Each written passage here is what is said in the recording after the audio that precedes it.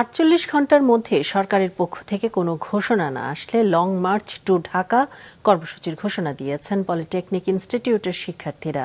দুপুরে পূর্ব ঘোষিত ৬ দফা দাবি আদায়ে মহাসমাবেশ থেকে এই কর্মসূচির ঘোষণা করা হয়। এদিন রাজধানী সহ দেশের বিভিন্ন জেলা শহরে এই মহাসমাবেশ করেন শিক্ষার্থীরা। মাহমুদুল হাসানের রিপোর্টে বিস্তারিত। ৬ দফা দাবি আদায়ে মহাসমাবেশে যোগ দিতে ঢাকা জেলার সব কারিগরি ইনস্টিটিউটের শিক্ষার্থীরা জড়ো হয়েছিলেন আগারগাঁওয়ে ঢাকা মহিলা পলিটেকনিক ইনস্টিটিউটের সামনে।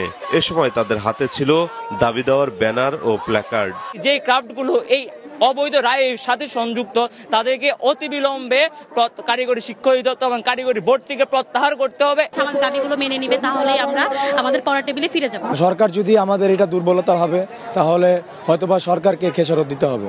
দাবি আদায় না হওয়া পর্যন্ত আন্দোলন চালিয়ে যাওয়ার ঘোষণা দেন সমাবেশে অংশ নেওয়া শিক্ষার্থীরা। যদি আমাদের দাবি বাস্তবায়িত না হয় আমরা আরো কঠোর থেকে কঠোর কর্মসূচি ঘোষণা করব।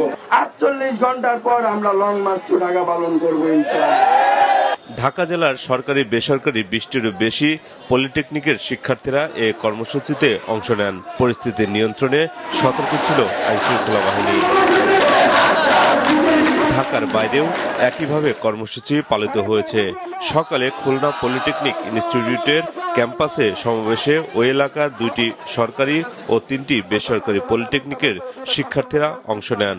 মিছিল ও সমাবেশ সহ বিক্ষোভ কর্মসূচি পালন করেন বরিশাল ও সিলেটের শিক্ষার্থীরাও। শিক্ষা উপদেষ্টা নয়, আমরা এখন সরাসরি আমাদের প্রধান উপদেষ্টা ডক্টর মোহাম্মদ ইউনূস স্যারের সাথে বসবো। ৬ দফা দাবি পূরণ না হওয়া পর্যন্ত আমাদের একটাই উদ্দেশ্য, আমরা আমাদের আন্দোলন চালিয়ে যাব। কেন্দ্রীয় কর্মসূচির অংশ হিসেবে বিভিন্ন জেলায় সমাবেশ ও বিক্ষোভ মিছিল হয়েছে। সকালে পটুয়াখালীর পলিটেকনিক ইনস্টিটিউটের সামনে থেকে বের হওয়া মিছিল শহরের বিভিন্ন সড়ক ঘুরে শহীদ হৃদয় তরুয়া চত্বরে গিয়ে শেষ হয়।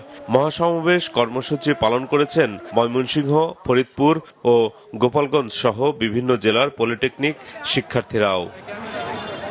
৪ বছর মেয়াদী ডিপ্লোমা ইন ইঞ্জিনিয়ারিং এর সমমানের স্বীকৃতি, সরকারি চাকরিতে উচ্চতর গ্রেড ও ইনক্রিমেন্ট সুবিধা নিশ্চিত করা সহ ৬ দাবি আদায়ে ৮ মাস ধরে আন্দোলন চালিয়ে যাচ্ছেন বিভিন্ন পলিটেকনিক ইনস্টিটিউটের শিক্ষার্থীরা।